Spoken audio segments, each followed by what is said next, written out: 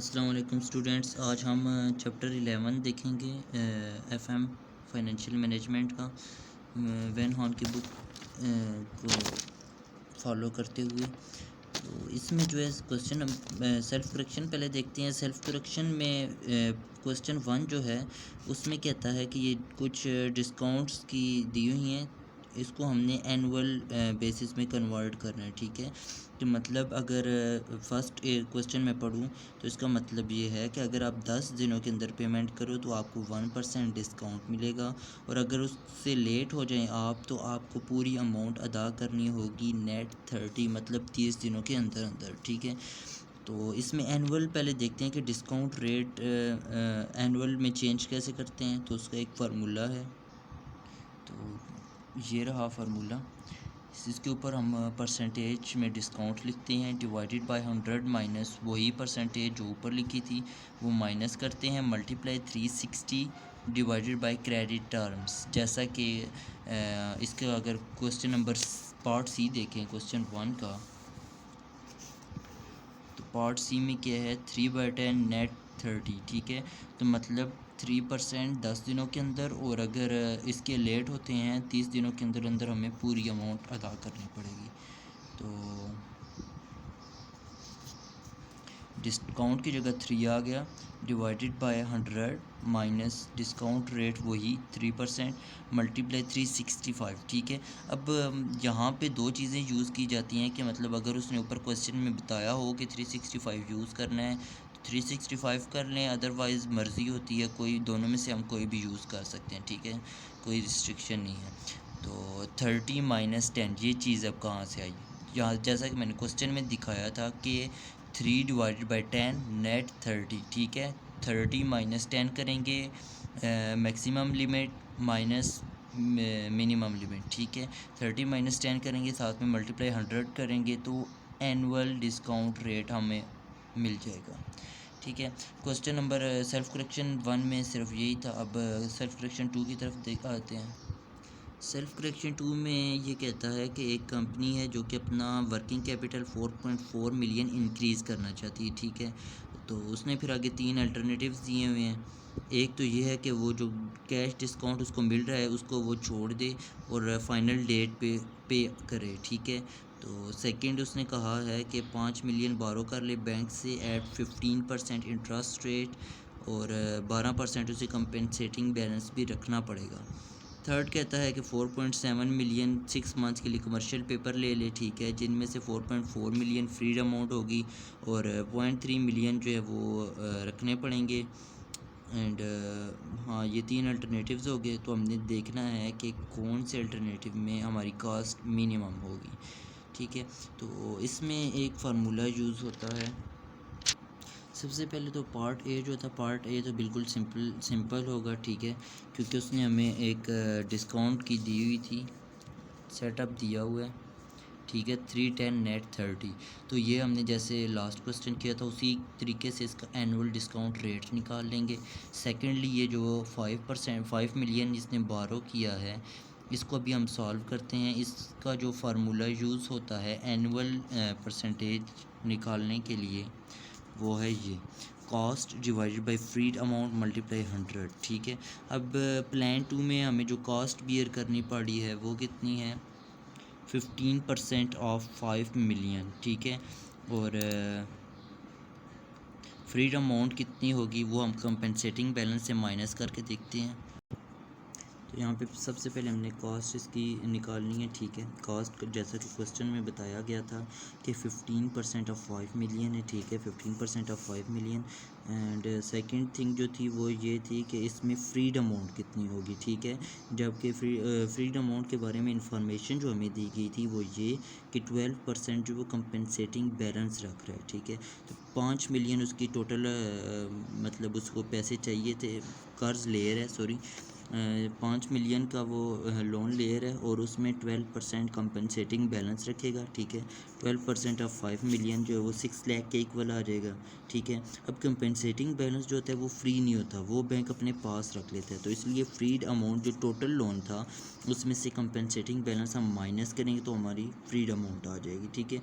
फिर हम उसी फार्मूले में जो मैंने ऊपर बताया था उसमें यूज़ कर लेंगे कॉस्ट, ठीक है। 15% ऑफ 5 मिलियन 7,50,000 आता है।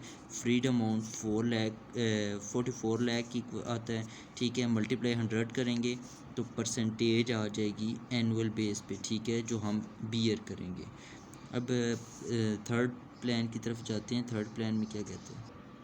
अच्छा स्टूडेंट्स, थर्ड प्लान में वो कहता है कि 4.7 मिलियन के हम कमर्शियल पेपर लें, ठीक है। उसमें से 4.4 मिलियन हमें मिलेगा, ठीक है। जबकि 3 लाख जो है जिस लेंगे वो रख लेगा, और कमर्शियल पेपर फॉर 6 मंथ्स के लिए। तो इसका हमने डिस्काउंट रेट निकालना है, ठीक है। सबसे पहले हम कॉस्ट लिख लेते हैं, ठीक है, क्योंकि हमने 4.7 मिलियन के लिए थे और हमारे पास जो अमाउंट आई है वो 4.4 मिलियन थी, ठीक है। तो 0.3 मिलियन जो है वो हमें कॉस्ट बियर करनी पड़ी थी, ठीक है। तो कॉस्ट हमारी 3 लाख आ गई, जबकि फ्रीड अमाउंट जो हमें मिलेगी वो है 44 लाख, ठीक है। तो इसको वो ऊपर वाले फार्मूले में दोबारा हम पुट कर लेंगे, cost divided by freed amount multiply 100। तो कॉस्ट 3 लाख थी, फ्रीड अमाउंट 44 लाख, मल्टीप्लाई 100 किया है तो हमारी परसेंटेज आ गई 6.8, ठीक है।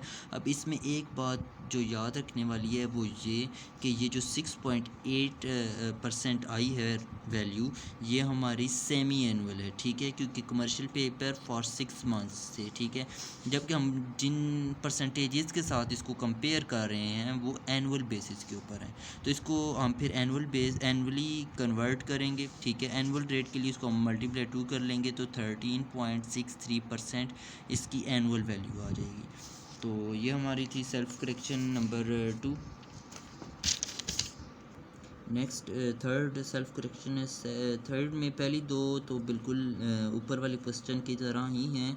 थर्ड जो इसका सी पार्ट है उसमें थोड़ी सी कम्प्लेक्सिटी है। उसमें एक तो बात ये है कि 1,50,000 पर मंथ है, ठीक है।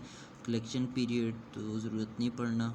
अच्छा, और the factor also will charge 2% fee and it has estimated that the factor service will save the company 2,500 per month, ठीक है, consisting of both credit department expense and bad debts। तो ये book से ही देख लेते हैं, ठीक है। सबसे पहले तो एक कॉस्ट जो हमें बियर करनी पड़ रही थी वो ये थी कि 2% वो फ़ीस ले रहा था, ठीक है।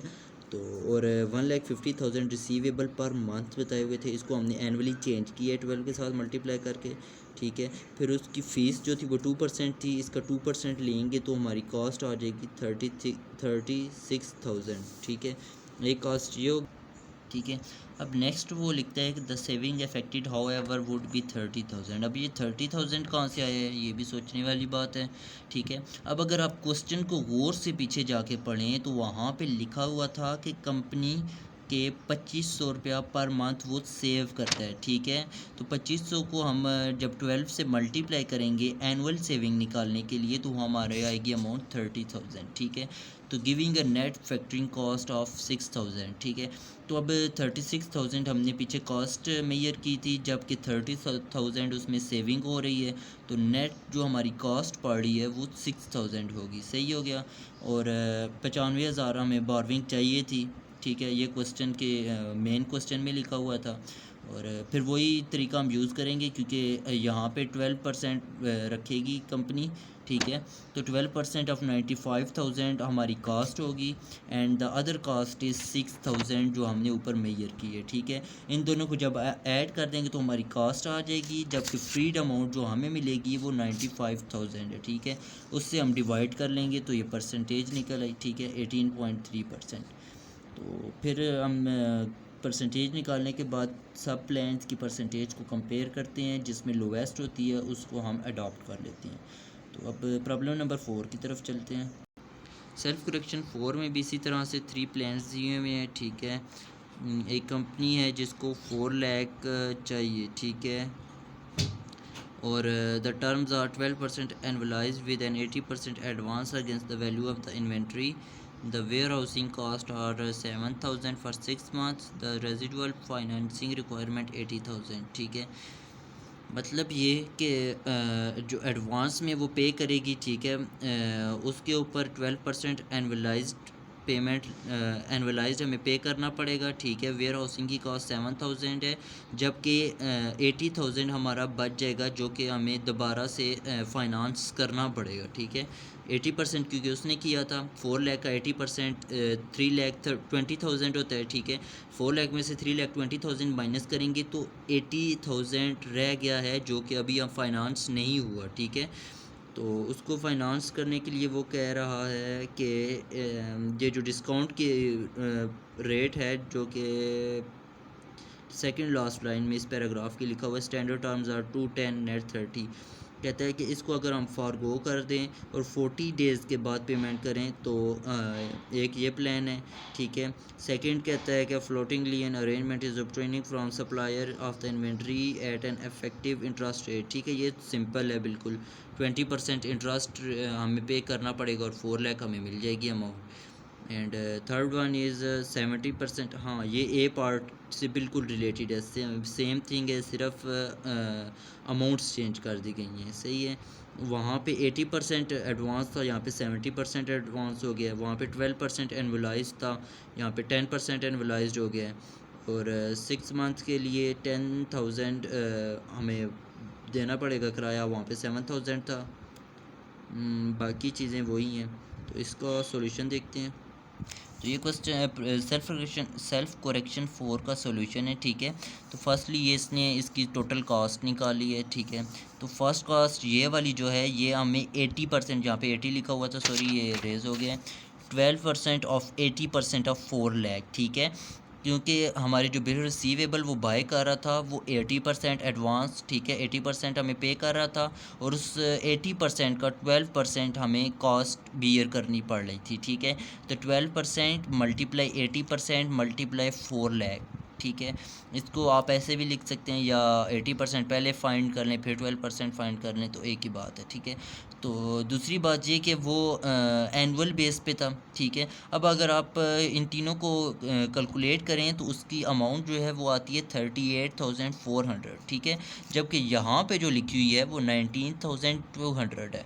इसकी वजह ये है कि वो एनुअलाइज्ड बेस पे था, जबकि ये 6 मंथ्स के लिए, ठीक है। तो 6 मंथ्स के लिए तो उसको हम हाफ़ कर देंगे, ठीक है। 38,400 का हाफ 19,200 ही होता है, ठीक है। एक कास्ट उसको ये बियर करनी पड़ रही है। सेकंड कास्ट जो उसको वेयर हाउस का किराया देना पड़ रहा है वो 7,000 है, ठीक है। एंड थर्ड वन जो ऊपर का 80,000 बच गया था, ठीक है। एडवांस में उसको मिला कितना था 3,20,000, जबकि उसको चाहिए कितना था 4 लाख, ठीक है। तो 80,000 उसको और फाइनेंस करना था, उसके लिए उसने सेकंड प्लान दिया था कि वो इस परसेंटेज को फॉरगोन करे और बेनिफिट ले, ठीक है।